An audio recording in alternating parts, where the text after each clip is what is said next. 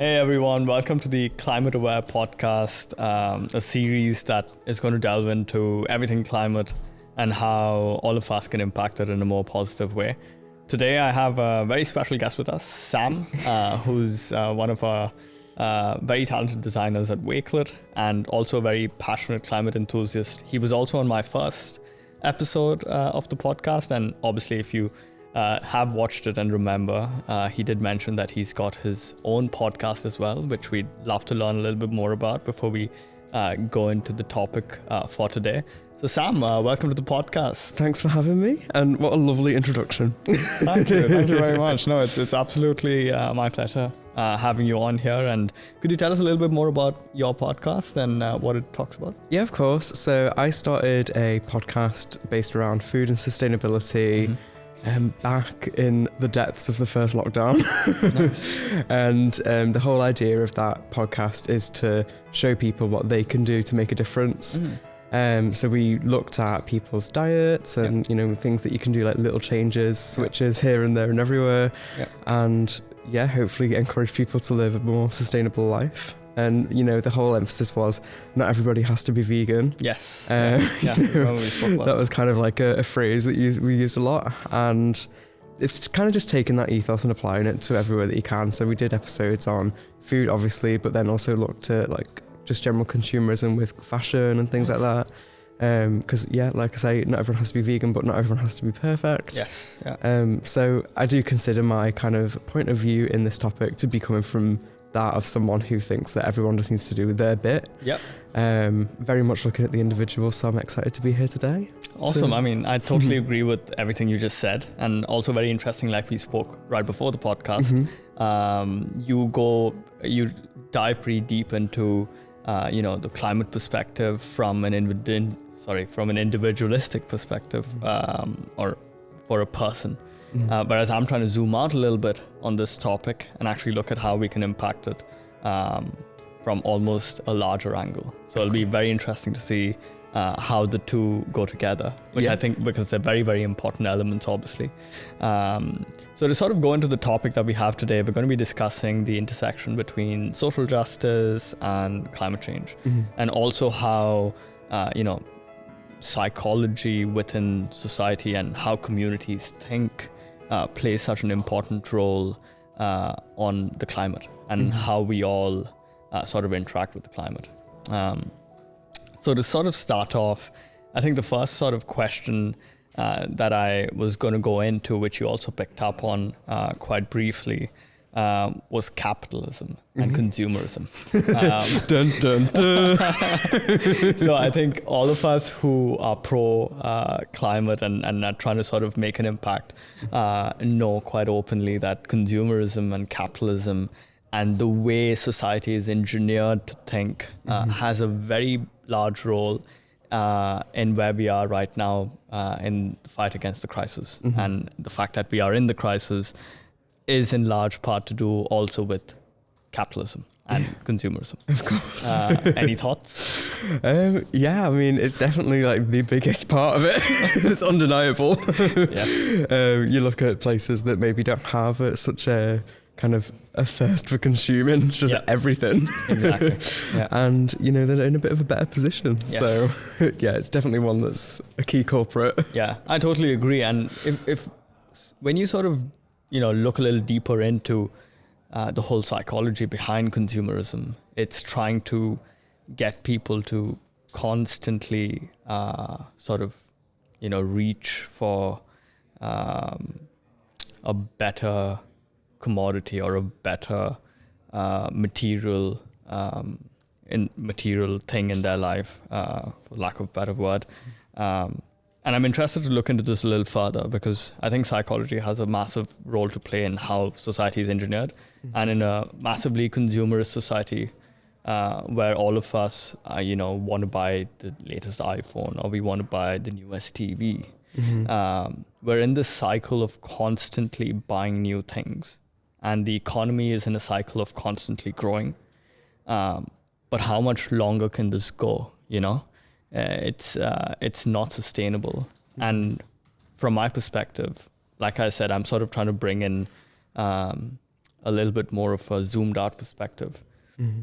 I think after the Industrial Revolution, centuries ago, and how we sort of started developing, we didn't really think about how consumerism would be sustainable across centuries ahead. Because we're using finite resources and we're getting people to constantly buy them, and we're not really thinking about how we'd create this concept of recycling those products that we use and creating a more circular economy. Mm-hmm. And so from your perspective, I know you said you'd kind of look into it from a very sort of zoomed in lens. How would you say people can make a more responsible or more aware approach to being less consumerist in nature, to try and think a little different, or be a little bit more aware of their buying decisions? Yeah, well, of course, there's plenty of things out there now which do cater towards a more like conscious way of consuming. Yep. You've got brands like Patagonia. You're wearing a Patagonia right now, and it's an amazing brand. They do take an approach which is very like conscious to the environment. Yep. And we see a lot more of that now across a lot of different brands. But at the end of the day, I think I've said this before, it's the best way to be more conscious towards the environment when you're kind of in the respect of consuming things is just to consume less. Yes. Everyone is in a habit. We are told, like you're saying, that we need to buy everything now. Yeah, we can't walk down the street without being advertised to like 50 times. Exactly. And everyone's competing for our money, our time. And at the end of the day, the best thing you can do is ignore it. Try your best to not consume these things. Exactly. Obviously there's times that you need to, and it can't be avoided altogether, but if you reduce your consumption, then when you do consume something, when you go and buy a new t-shirt, or if you have to buy a new phone every few years, maybe yours is broken, I don't know, then you've saved so much already that you kind of reduce, I don't know the word, you reduce some of that impact, and it's a really easy way that anyone can make a first step at least. I agree, I totally agree, and we've also seen brands like Patagonia and several others take the complete opposite approach by saying to customers to not buy too many things. And they're actually saying to consumers that once they do buy something, it'll last them a lifetime, which is so opposite to, modern day, just consumerist society, where you have products and brands that are constantly reinventing to get their, their sales higher and their profit lines higher. So it's very interesting for me to see how a brand like Patagonia is almost reinventing, consumer psychology. It's really interesting. They are, in modern day world, they are reinventing something, but traditionally it's nothing new. And this is what I find really interesting, because we look back, say, to like the Industrial Revolution, when things really just started to like get going for, mass production of everything, this is where like consumerism was really born. And that was at a time when people would buy things and keep them forever. Exactly. It's funny now because we're trying to learn these habits to buy less and repair. And we're trying to learn how we can eat seasonally, to reduce the impact of our diets on the planet. These are things that have been going on for years and years and years. Even our grandparents grew up eating seasonally. I agree. And somewhere in the past 100 years or well, definitely less for food. I don't know about, general consumerism. We've switched from being like a keep, repair, reuse into a disposable kind of society. I think it might have been in the 60s. I'm not too sure. And it's just so strange that switch was so quick. Now we're trying to go back. I totally agree. And I love what you said about how traditionally, if you go back centuries, maybe not even centuries, maybe just a few decades back, we have, as society, we did evolve to use things for long periods of time. I think like our grandparents' generations or their parents would probably buy something like a car and have it for their entire lifetime because it was good product, and they'd probably eat seasonally as well. Which is interesting, right? Because I sort of refer to it as reinvention, which in some sense shows how disconnected we are to the traditions of the past and how we got over here. which is also very interesting. So would you sort of almost say that it's important in some respect for us to go back to our roots to try and see how we got here? Because obviously there's stuff, like you said, which deep in tradition, rooted in tradition almost, where we did evolve by not being very consumerist, but actually respecting our environment, perhaps. I absolutely think so. I think that the way that we live today, generally, this is a very sweeping statement. I know not everyone's the same. It's a bad habit that's been learnt. And, you know, we do look back and see, like you say, in the car that lasted a lifetime. Yep. Now people just lease a car for a few years and just switch it over again. Yep. And all of these cars, where are they going? Yeah, exactly. You know, we are learning these habits, and cars, clothes, food, it's all the same. Very different products, it's all the same habits. And whether that's now because we can do these things, we've learned, oh, well, we will. You know, we can afford to buy clothes all the time. Doesn't mean we should. Exactly. You know, eating peppers in the UK in winter is crazy. Yeah. When you think about it, because they just don't grow here. Exactly. But we've found a way to make it viable. You can buy them because, you know, either they're stored, they're grown in greenhouses, they're flown over. So people do just eat them in the winter. Yes. And, you know, my grandparents, they would never have imagined that you could do that. Because it's just so crazy to them. Like, they had to eat things that grew at that time of year. And that has, like, that way of living, you know, it has the lowest impact on the planet. And I think we can learn a lot just by looking at how the restrictions back then, I think it can tell us a lot about how we should live now, almost. I totally agree. And I think to take inspiration from what has been into how we have, I mean, a lot of people watching are probably going to say, but consumerist society and the way we've evolved since the Industrial Revolution has gotten us to a point where we could have never thought we'd be. So, you know, aircrafts, you know, space stations, but it's also had a price. And I think, like you said, it's very important for us to be more aware about when we do make a buying decision, to also think about what happens after, like whether it actually, you know, in some respect, you're buying a car, but what happens to it after you're done with it? Are you able to give it away to somebody else, or resell it, or are you going to throw it into a junkyard? Same with clothes, right? Or any material. Are you going to try and recycle it? Which is obviously, I think, something that we really need to keep in mind. But something that I also wanted to pick up on, which is sort of the topic of this podcast, is how the same issue of consumerism and the psychology of it also intrinsically relates to some other issues. Because with consumerist culture and psychology, you also get into a state of wanting quick fixes, right? It's instant gratification. It's like a shot of an espresso, as opposed to a slow burning carb, like, you know, some good old oats, which is love them. So, and I think that's also led to some other issues in society. So, for example, there's a lot of teenagers suffering from anxiety, because obviously consumerist culture means, you know, not just teenagers, but people in general are constantly buying things and, you know, putting it out to the world on social media, etc. So it's like this self-perpetuating cycle. And I truly believe that all of these factors are linked. You cannot solve climate change without solving some deep-rooted issues that already exist in society, like this constant need for instant gratification. Any thoughts on this at all? Yeah, absolutely. I mean, I think you're 100% right in that the actual cause is something that's like deep-rooted within all of us. You know, we all want to be individual, and we all want to kind of, there's this social pressure to, like, you know, stand out and to be someone different, and yet we all also follow so much influence.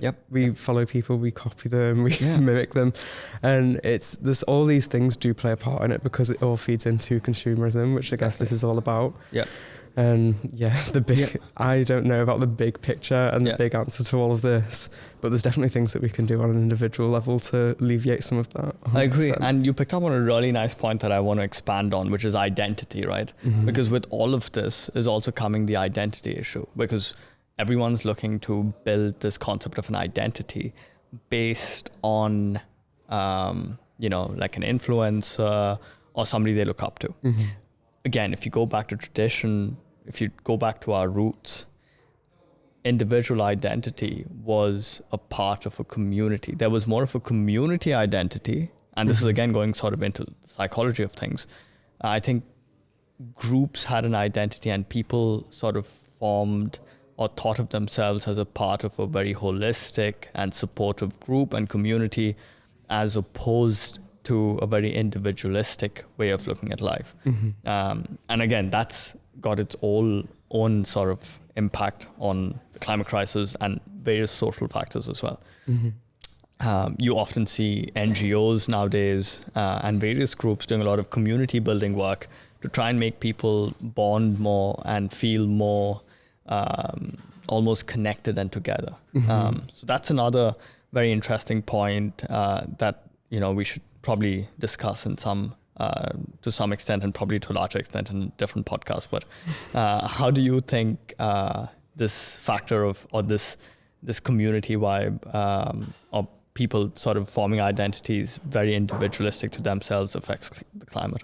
I think, well, you've absolutely hit the nail on the head with it, to be honest, because we look at, this is coming around full circle. So like looking back at how people did used to live, it was very community based. Yes. You had like really close houses, streets that would have shared allotments. Exactly. Very true. So whether it's like your group that's geographic or if it's your kind of social groups, if you kind of believe in certain things or like certain music, you would always come together and have this group identity.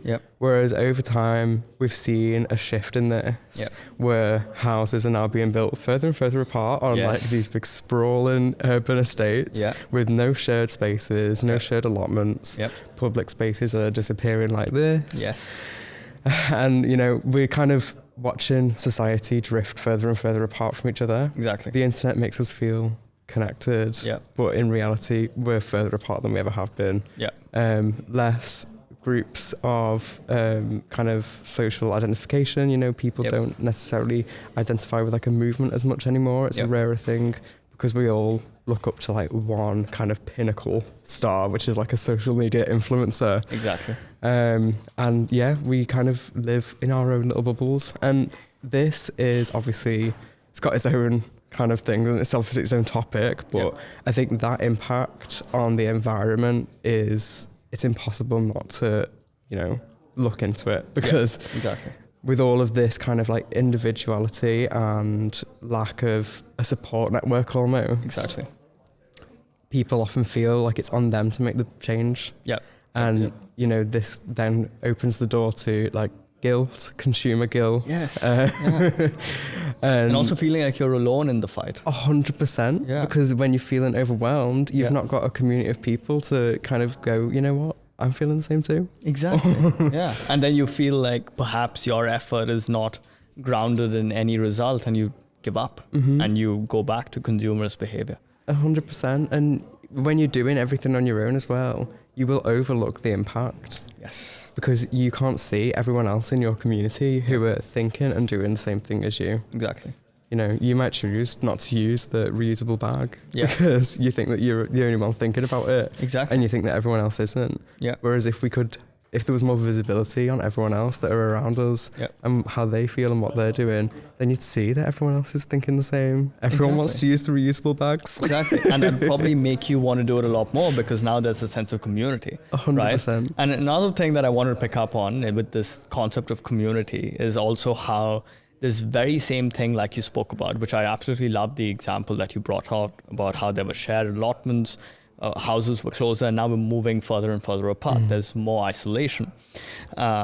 And with this comes obviously mental health issues, people struggling to express themselves, to really connect on a deeper level with people around them, with society in general, which creates this massive disconnect.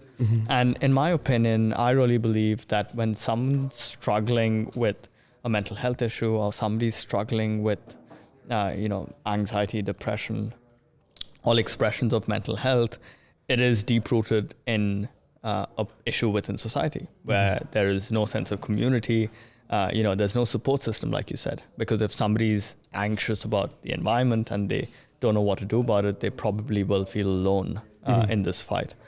And one of the points that I wanted to bring up on this podcast was how it's so important to also really focus on creating a holistic environment within society and within communities for people to connect and hence not fall into this sort of rut of anxiety. Because I think you'd often, if I don't have any stats to prove it right now on the podcast, but if you probably did look back and, we keep going back to the roots, to our grandparents' generation, to before that, you never heard about a mental health crisis because people were so interconnected. But to sort of try and find a solution from where we are at right now, where society is fairly disconnected, and like you said, the internet's probably the only way people are connecting. Would you say we need to move towards connecting more on the physical sphere, or is the internet to some extent solving this disconnection? I think this is more personal opinion than it is kind of anything we can look at with facts. Yeah, I agree. Personally, I believe that the internet has done what it can do to bring people together. I don't think it can go much further. Because I think that now we're seeing kind of the breaking point to what its limitations are with personal connection.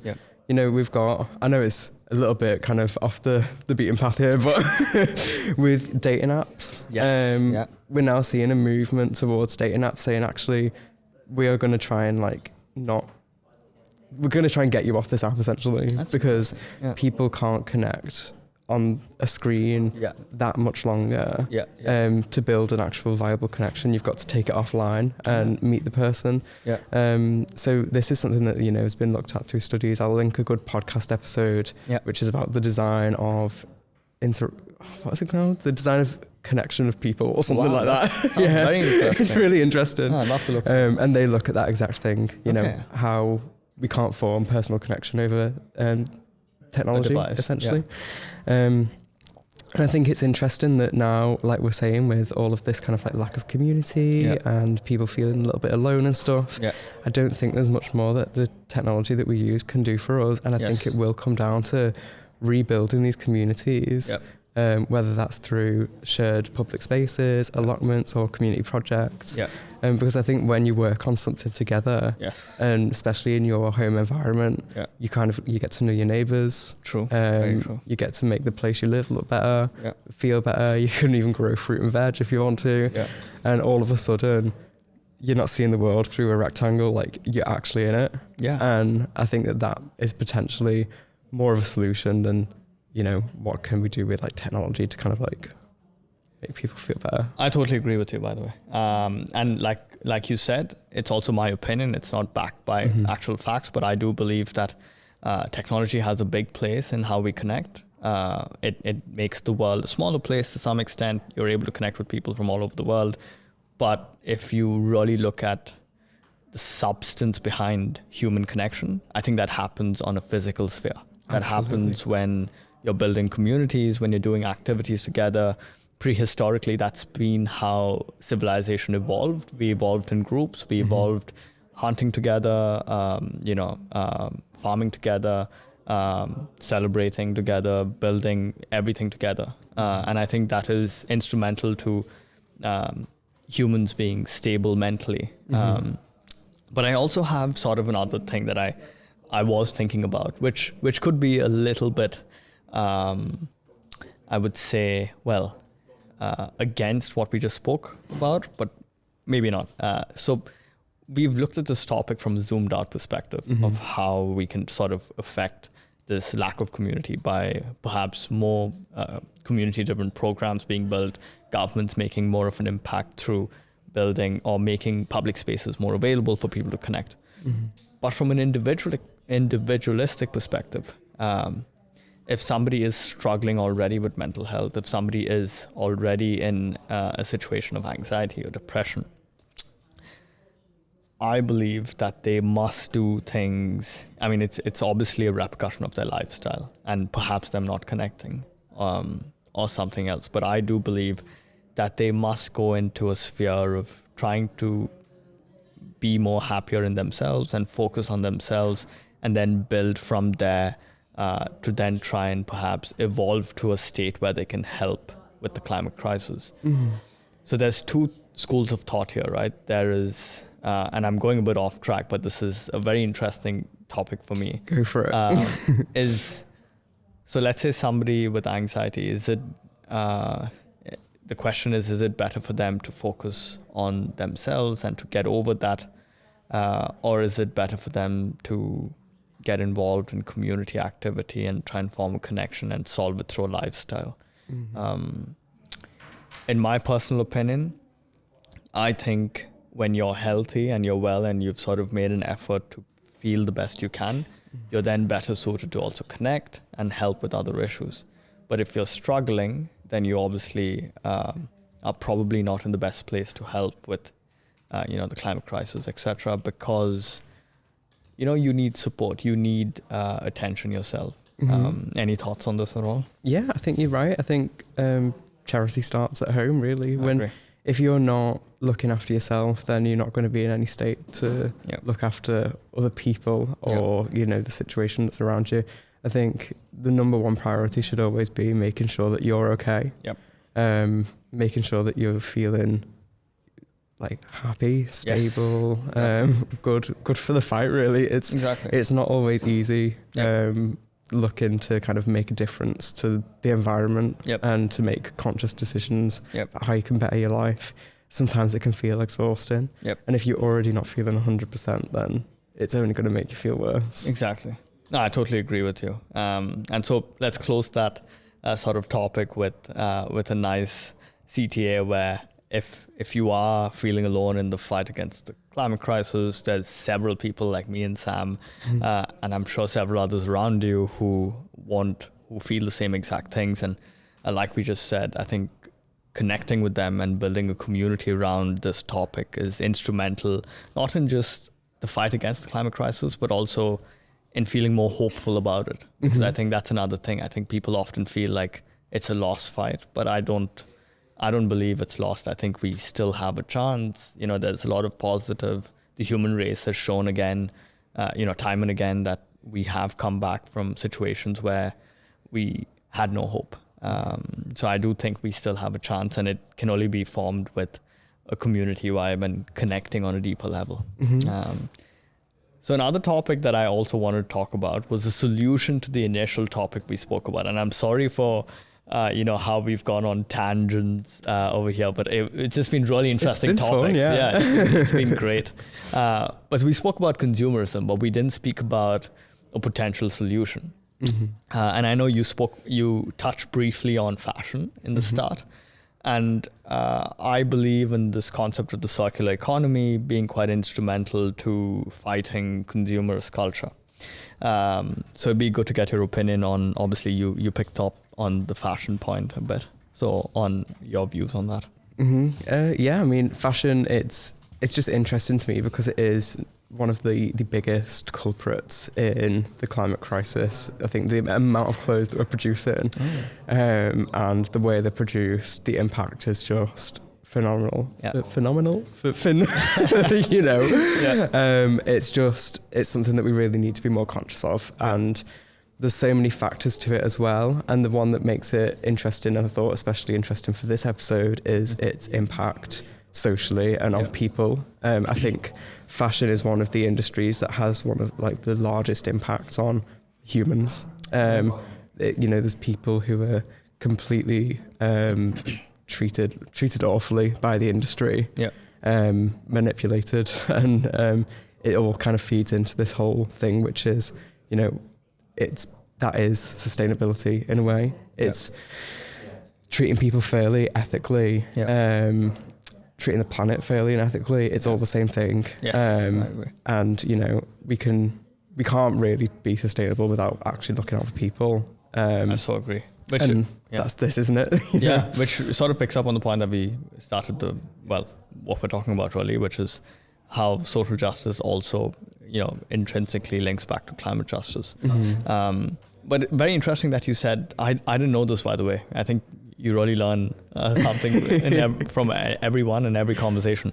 But so fashion has a very big blueprint then on the climate. Could you expand on that? Is it more the production of clothes, or is it how they're disposed of as well? It's the whole cycle with fashion. Right. So with fashion, obviously, we grow, let's just take a pair of jeans as an example. Yeah. You grow cotton with pesticides in a field to stop it from being eaten by insects, but those pesticides seep back into the soil, make the soil then is damaged and you can't grow anything in it. It's really bad for humans. It's numerous studies about how bad it is for humans. We don't get into pesticides though. But then of course that cotton is then taken, dyed and washed, so the actual dyeing process uses the same amount of water as having 40 showers to produce one pair of jeans. So you imagine the amount of jeans that are getting made every single day and how much water that's wasting. But I'll link a few statistics about water wastage and the whole actual process of creating a pair of jeans, because I think it's a really interesting one. Yeah, that's very interesting. And that's just up to this point now. We've just got the cotton, we've just dyed it. Then there's the actual production. It's produced in a factory with like terrible working conditions. If we're looking at high street brands, which I won't name the names of, but we all know the high street brands. It's really, it's not great. And then once those jeans are produced, they are flown or shipped over, which has a massive effect on the environment. Sure. And then sold for about, let's just say, like £30 usually, average price of a high street pair of jeans, which is not enough money to cover materials, fair wages for the people producing it, and the transport of it. So that's one item of clothing as an example. The scale of fashion, the amount we buy it, the amount we throw it away, and the amount it's being produced unethically, it is one of the biggest culprits. Awesome. And you picked up on a very important point, right? About how, again, consumerist culture, which was profit making, is looking for the best profit margin. And that is, again, linking back to not paying people ethically, and bad working conditions. So would you almost say that it's better to support brands that perhaps may charge you more, but produce longer lasting products and are paying, I mean, the answer is obviously yes, but are paying their employees a fair wage and creating a good environment for them. Is there a place or is there a website where, the viewers can find sustainable brands and brands that create ethical working conditions? There are websites which list all these, and I've actually used them in the past. Awesome. So I'll put those in the description, and it'll be like clothing brands and things like that. But I think it is important to remember that, it may be cheaper, but someone has paid the price. Exactly. It's not cheap because, you just got a great deal. Someone has been paid unfairly for that. Exactly. The conditions have been awful.